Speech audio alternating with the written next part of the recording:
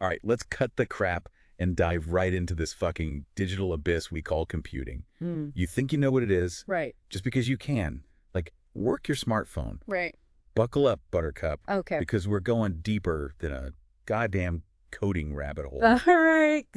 We've got a stack of sources here. Okay. Wikipedia, some tech journals, all that jazz. Mm-hmm. And we're going to rip the guts out of this shit to see what makes it tick. Sounds good. So, what the hell is computing? Anyway, Wikipedia, the all-knowing oracle of the internet, Yeah. spits out some definition about goal-oriented activity in computing machinery. Right. Sounds like a bunch of wank to me. Well, it is a bit of a mouthful. Yeah. But the goal-oriented part is key. Okay. Computing is all about achieving a desired outcome, like solving a problem, completing a task. Oh, gotcha. It's about the process, the intention, Okay. not just the tools themselves. But it's not just about the hardware and software. Right. The nuts and bolts of the damn thing. Okay. Think about it. Even Yeah. a caveman scratching numbers on a wall to track his kill count. Right. He's engaging in a rudimentary form of computing. Oh, okay. He had a goal to figure out how many woolly mammoths he bagged, Yeah. and he used a system to achieve that goal. So even those grunting bastards were early adopters. In a way, yeah. Mind blown. And speaking of ancient history, Yeah, isn't the abacus considered one of the earliest computing tools? absolutely.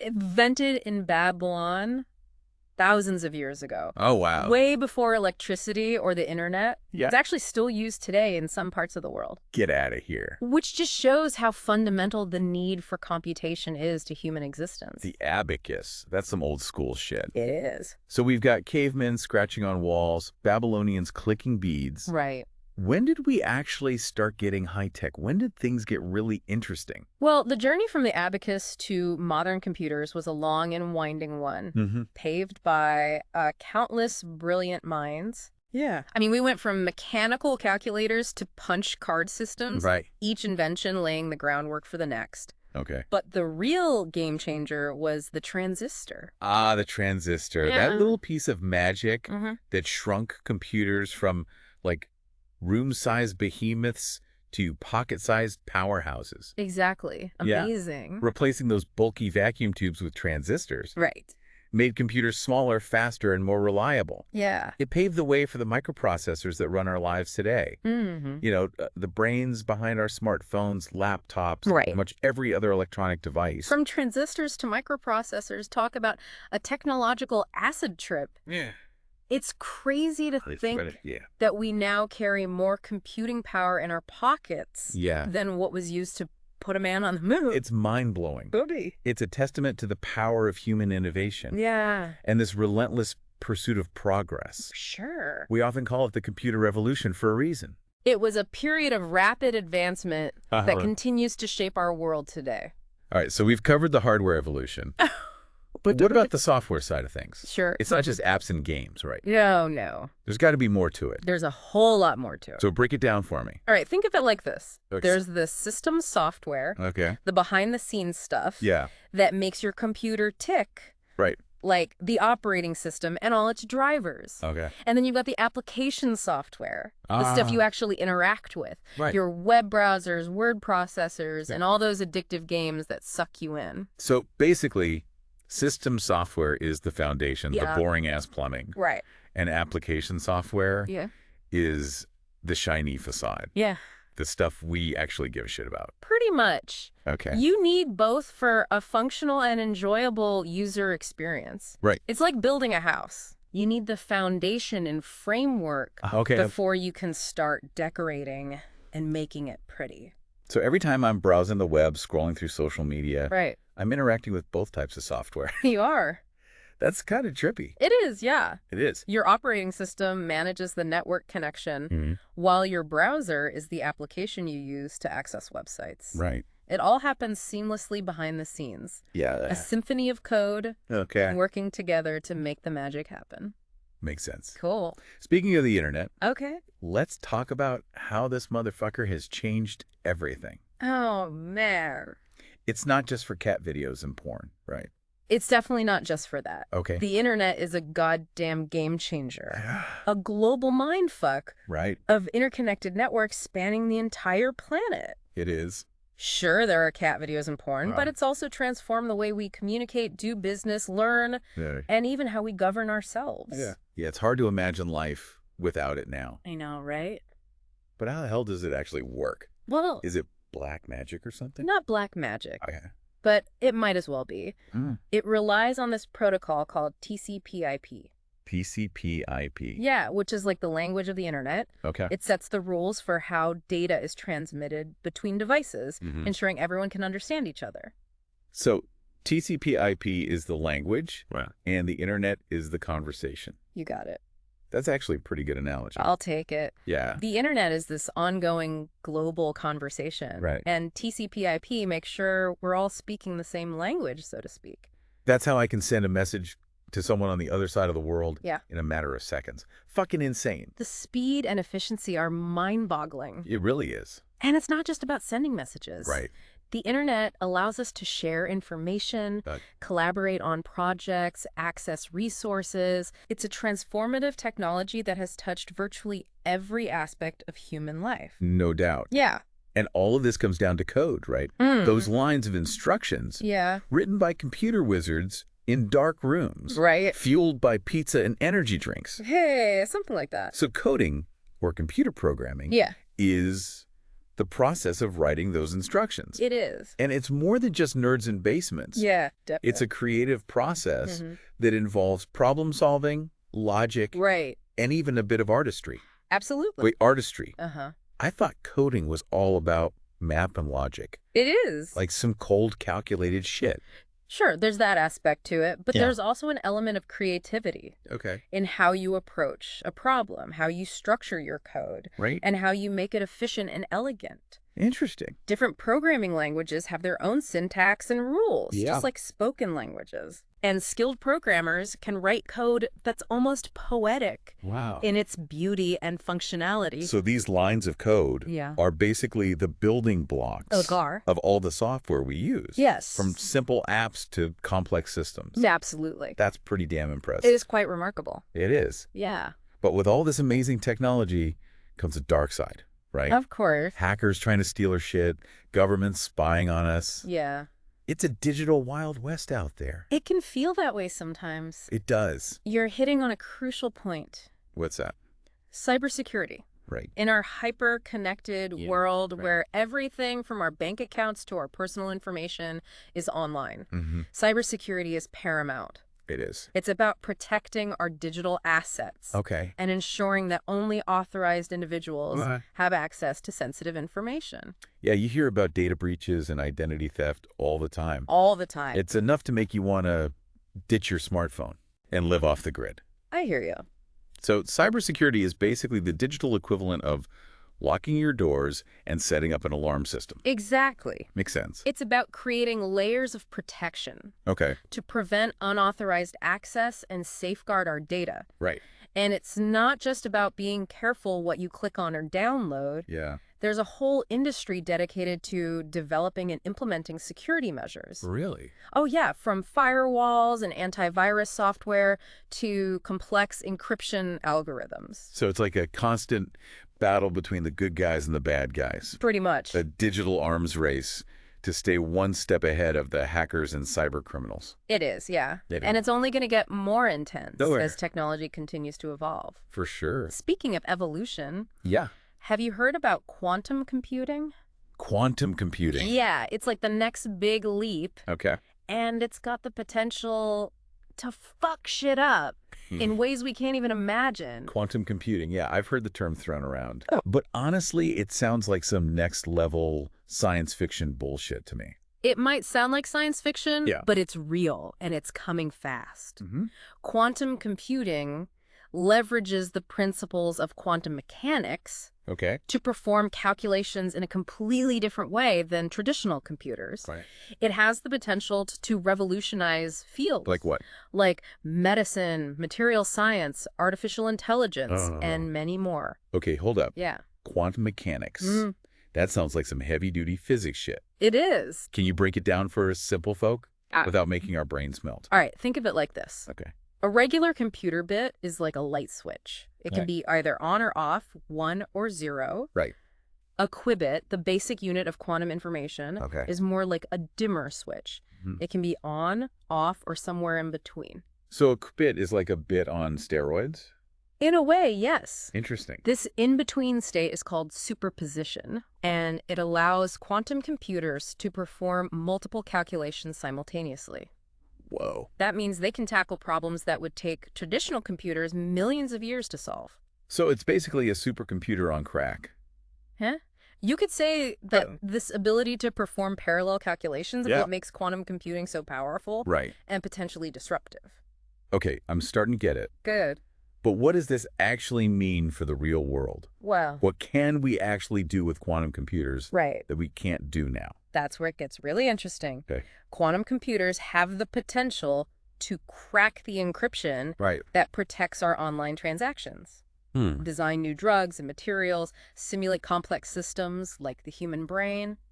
That's crazy. The possibilities are pretty much endless. Damn, this is heavy stuff. It is. We've gone from cave drawings to quantum computers in like 20 minutes. My brain is officially fried. It is a lot to process. It is. But that's the beauty of computing. What is? It's constantly evolving, pushing the boundaries of what's possible. Yeah. And who knows what mind-blowing breakthroughs await us in the future. All right, we've covered a lot of ground already. We have. From the ancient abacus to the mind-bending world of quantum computing. For sure. But we're just getting started. Oh, yeah. Stay tuned, because in the next part, we're diving even deeper into this digital rabbit hole. Sounds good. Exploring the crazy world of AI, the singularity, and the future of work. All right. It's going to get weird. I'm sure it will. Oh, yeah. So we were talking about how quantum computing could, change everything. Right. But there's another technological hurricane brewing. What's that? Artificial intelligence. AI, right? Yeah. Everyone's losing their shit about AI taking over the world, robots stealing our jobs, the whole 9 yards. Is it all hype, or should we actually be shitting our pants? It's not just hype. Oh. AI is already being used in everything. Oh, yeah, from healthcare and finance to transportation and entertainment. It's automating tasks, making decisions, even creating art and music. Wow. And it's only going to get more powerful and pervasive. So AI is doing a bunch of cool shit. Yeah. But is it actually going to become self-aware? Right. Like in those sci-fi movies where robots decide humans are a pain in the ass and try to wipe us out? That's the million-dollar question, isn't it? It is. The idea of a technological singularity, a point where AI surpasses human intelligence and potentially becomes uncontrollable. Yeah. It's a topic that has a lot of smart people scratching their heads. The singularity, huh? Sounds like something out of a goddamn Terminator movie. Yeah. But seriously, how likely is this shit to actually happen? Should we be stockpiling canned goods and building underground bunkers? It's hard to say for sure. No. The rate of technological advancement is exponential. Right. And AI is evolving at a mind-boggling pace. Some experts believe the singularity is inevitable. Really? While others think it's still far off, or maybe even impossible. So we're basically playing Russian roulette with our own future. That's comforting. It's not about panicking. Okay. It's about being aware of the potential risks and opportunities. Right. The key is to guide the development of AI in a responsible and ethical way, ensuring that it serves humanity and doesn't become a threat. Easy for you to say. Yeah. You're the expert, not the one potentially facing a robot uprising. True. But seriously, how the hell do we control something that's potentially smarter than us? Right. It's like trying to teach a chimpanzee nuclear physics. It's a monumental challenge, no doubt. It is. One approach is to focus on developing AI systems that are aligned with human values. Okay. Systems that are transparent, accountable, and designed with ethical safeguards built in. So basically, teaching robots to be nice, giving them a digital conscience. Sounds like a tall order. It's not about teaching robots to be nice. It's about ensuring that AI is developed with human well-being in mind. Right. It's about setting boundaries, establishing ethical frameworks, and making sure AI remains a tool that benefits humanity, not a force that controls or harms us. Okay, that makes sense. Good. But let's face it, humans aren't exactly known for their ethical track record. We fuck up pretty much everything we touch. That's true. What makes us think we can control something as powerful as AI? It's true, humans have a knack for screwing things up, We do. but we also have the capacity for incredible innovation and problem solving. Right. The challenge is to harness that ingenuity and apply it to the development and governance of AI. So you're saying there's hope Yeah. that we're not all doomed to become slaves to our robot overlords. There's always hope. Okay. But it's going to require a concerted effort from scientists, policymakers, ethicists, and the public to ensure that AI is developed and used responsibly. All right, let's shift gears for a minute and talk about the different branches of this computing beast. Okay. It's not just coding monkeys hunched over keyboards, right? Yeah. There's going to be more to it. You're right. Computing is a vast and diverse field Okay. with a whole ecosystem of specialized areas. Like what? You've got computer engineering, Right. the hardware gurus who design and build the physical machines. Okay. Then you've got software engineering, Yeah. the code wizards who create and maintain the software that runs on those machines. All right. And then there's computer science, Okay. the more theoretical branch that explores the foundations of computation itself. So computer engineers build this shit. Yeah. Software engineers make it work. Yeah. And computer scientists try to figure out why the hell it works in the first place. That's a simplified way of putting it, but you're not far off. All right. These disciplines often overlap and collaborate, Right. but each has its own focus and area of expertise. And what about all these other fields I keep hearing about? Data science, cybersecurity, Right. even that quantum computing voodoo we talked about earlier. Where do they fit into this whole digital jigsaw puzzle? Those are all specialized areas within the broader field of computing. Okay. Data science is all about extracting knowledge and insights from the massive amounts of data we generate every day. Right. Cybersecurity, as we discussed earlier, Yeah. is about protecting our systems and data Right. from those who would seek to exploit them. Yeah. And quantum computing, well, that's a whole new frontier Right. with the potential to revolutionize everything we thought we knew about computing. So basically, if you're a techie, there's a whole buffet of options to choose from. Exactly. You can build the shit, program the shit, protect the shit, or even try to invent the next big thing. Exactly. And each of these areas is growing rapidly Wow. with new discoveries and innovations happening all the time. That's crazy. It's a really exciting time to be involved in the world of computing, no matter what your specific interests are. Okay, so we've got all these different areas of computing. Yeah. But how does this shit actually impact the average person?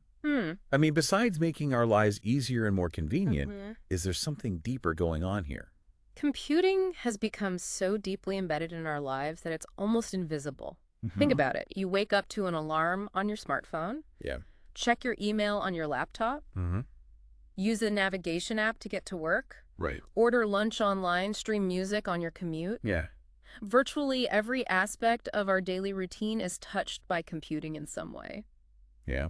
I guess you're right. It's easy to take it all for granted. It is. But what about the future? Where the hell is all this technology taking us?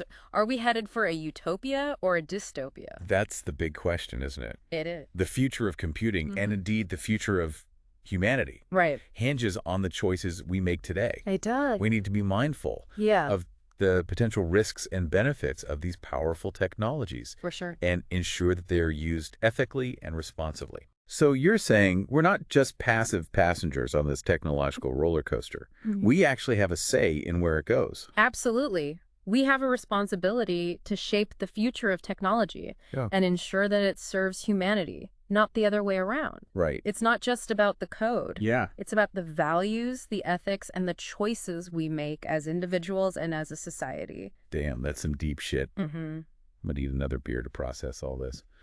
But seriously, what's the one big takeaway you want listeners to walk away with?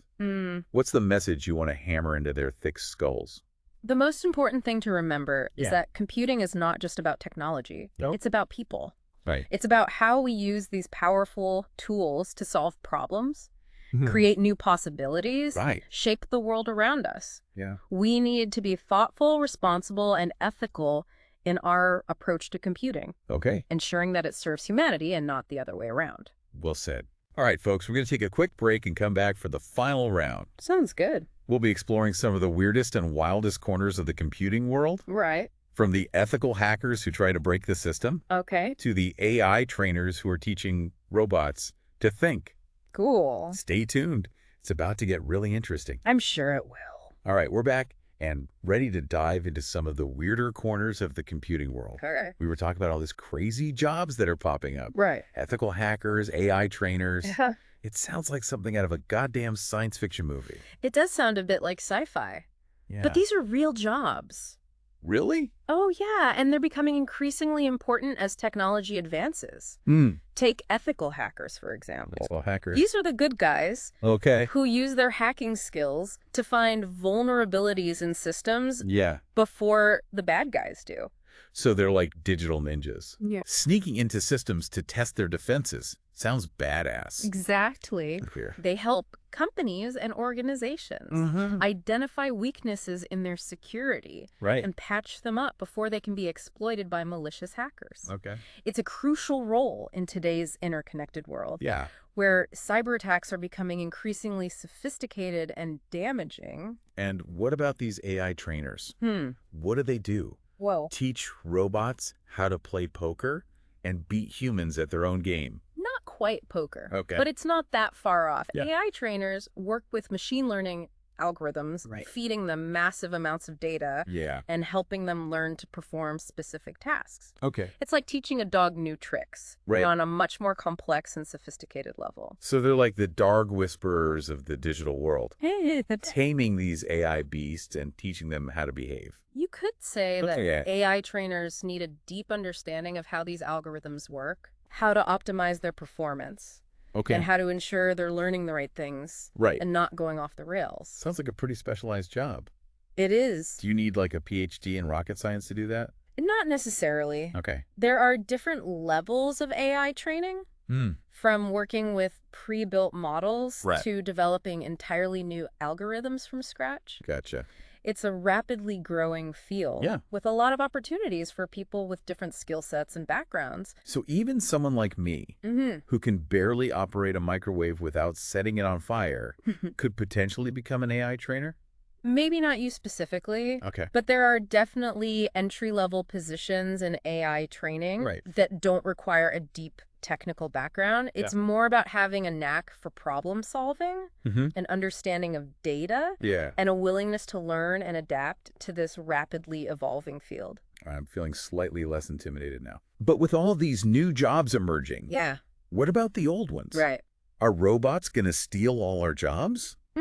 And leave us humans with nothing to do but sit around and play video games? It's a valid concern. It is. Automation is already impacting many industries. Yeah. And it's only going to accelerate in the future. Right. Jobs that involve repetitive tasks Okay. or can be easily codified Right. are particularly vulnerable to automation. So like truck drivers, factory workers, Yeah. even some white-collar jobs like data entry and customer service. Right. Those are all on the chopping block. Those jobs are definitely at risk, Hmm. but it's not necessarily a doom and gloom scenario. Okay.